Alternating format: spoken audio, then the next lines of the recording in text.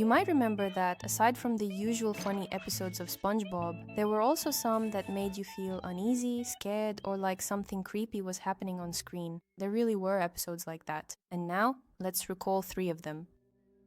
The episode Gone. At first, we're shown a typical SpongeBob morning. He wakes up, gets dressed, piles a mountain of food for Gary, calls him, but Gary doesn't come. SpongeBob checks the whole house but still can't find him, so he goes to Squidward and Patrick. They don't answer him either. And SpongeBob, suspecting nothing, just goes to work alone. Meanwhile, we see that the city is empty, not a single resident around, and for some reason, the boats are overturned. But SpongeBob still doesn't notice any of this. Nor does he notice that he spent the whole day alone at the Krusty Krab. There were no customers, no Squidward or Mr. Krabs, even though he says goodbye to them when his shift ends in the evening. Well, more precisely not with them, but with their sort of empty spots. And only when he's at home and notices that Gary hasn't touched his food all day does it dawn on him that Gary is missing. He panics and runs to Squidward and Patrick, but they're gone too, and he tries to find at least someone. But there is absolutely no one. He's all alone. SpongeBob decides that since it turned out this way, he'll live the lives of all the disappeared instead of them. And then we see him trying on the roles of different acquaintances, and it seems like he's having fun. But then he gives himself a driver's license and becomes the happiest sponge. He takes a boat for himself and has as much fun with it as he can. He even confesses to it that he thought he would go crazy without friends. But the boat saved him. In the next scene, SpongeBob sneaks into the pantry as if he's hiding from someone and apologizes to Patrick for being late. And Patrick, well, he looks like this.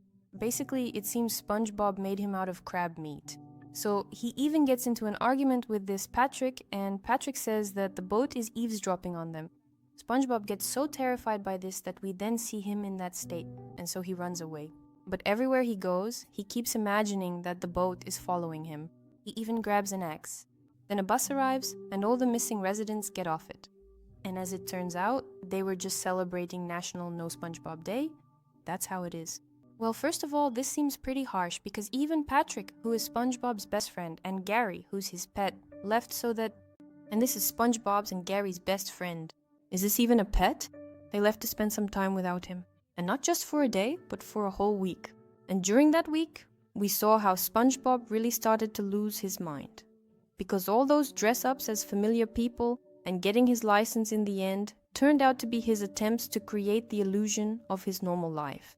As if no one disappeared and everything was fine. And then he even started thinking that Patrick was in his closet. It's really Patrick, someone he can talk to. And the boat is a living creature that wants to do something bad to him, and he has to escape from it.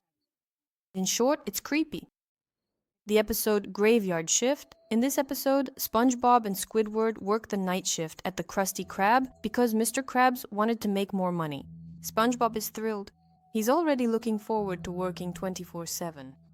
Squidward, well, really didn't expect to get stuck like this.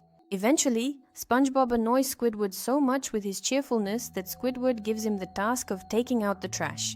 And that's where the first problem comes up, because the dumpster turns out to be pretty far away. And SpongeBob starts to get a little scared. But okay, he quickly runs there and back, and once he's inside the Krusty Krab, he exhales and calms down. But Squidward catches him in the act and starts to build up the suspense. He tells a scary story about Harry Chopped Meat, who, just like SpongeBob, once worked as a cook at the Krusty Krab. And then, one dark night, he accidentally chopped off his own hand while cutting a pie, replaced it with a rusty spatula, and later he got hit by a bus and was cremated. And since then, every Tuesday night, his ghost appears at the Krusty Krab to unleash his furious rage. There are 3 signs that will show Harry Chopped Meat is here. The first is the lights will start to flicker. The second is the phone will ring, but there will be silence on the other end. The third, he will arrive on the ghostly bus that ran him over. He'll get off the bus, knock on the window with his spatula hand, open the door, and... Do this! At this point, it's pretty clear that Squidward just made up this story. But SpongeBob got so scared that he started to stutter. Squidward admits to him that it was just a joke, and SpongeBob starts laughing, but now he's stuttering from laughter. So some time passes at the Krusty Krab. Everything seems fine until suddenly the lights start flickering, even though it's clear that no one is touching the switch. Right after that, someone calls and just stays silent on the line. SpongeBob goes up to Squidward and says that he's playing a prank on him, but I think Squidward himself is shocked by what's happening and didn't expect this at all. Next, we see a bus pull up to the Krusty Krab, even though buses don't run at night there, and behind it appears a strange silhouette with red eyes and a shovel-like hand. Squidward starts screaming in terror. SpongeBob starts screaming in terror.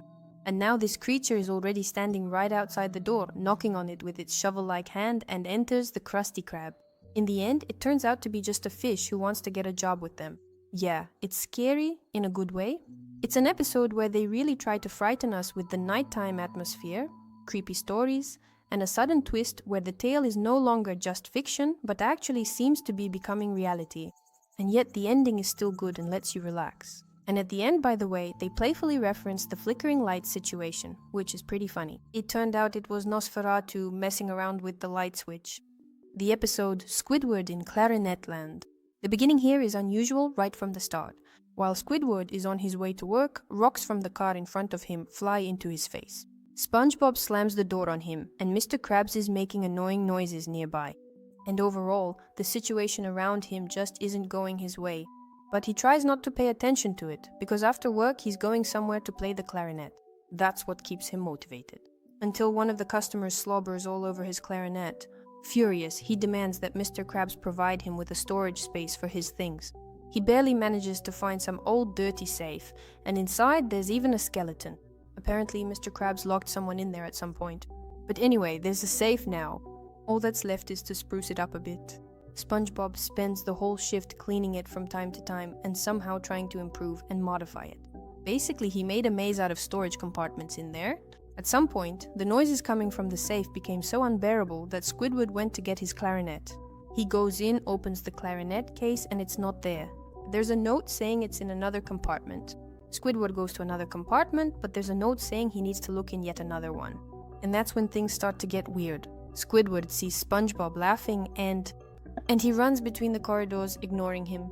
He starts chasing after him, but keeps losing track of SpongeBob. Eventually he finds some open lower drawer, crawls into it, and inside there's a forest of huge clarinets, He sees SpongeBob laughing again and running away with his clarinet, chases after him and suddenly bumps into, yes, a talking eagle head. It questions him about why he came to this sacred place and says something about how clarinets shouldn't be persecuted and things like that. For some reason, Squidward annoyed it so much that the head ate him. And in the stomach, it turns out SpongeBob and the clarinet are there too. Squidward tries to catch him again, but falls into some room with 2 mirrors.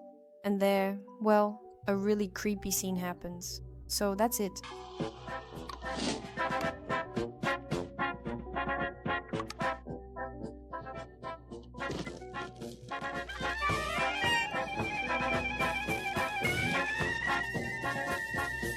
After that, things just got completely surreal, and honestly, I don't even know how to properly describe all of it.